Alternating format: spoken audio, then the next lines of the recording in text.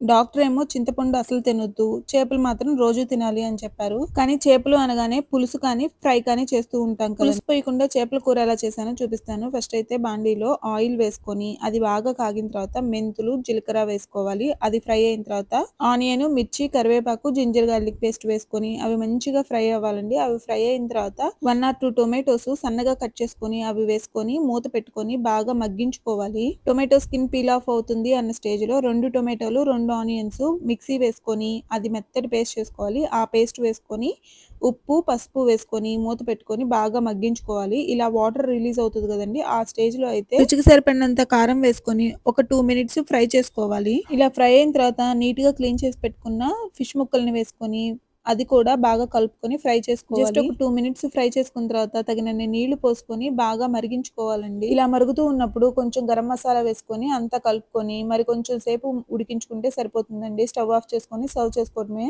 చింతపండు పులుసు ఏమీ వేయకుండా ఫిష్ కర్రీ అయితే రెడీ అయిపోయింది. ఈ సండేకి ట్రై చేసి ఎలా వచ్చిందో కామెంట్ చేయండి. నచ్చితే లైక్, షేర్ అండ్ సబ్స్క్రైబ్.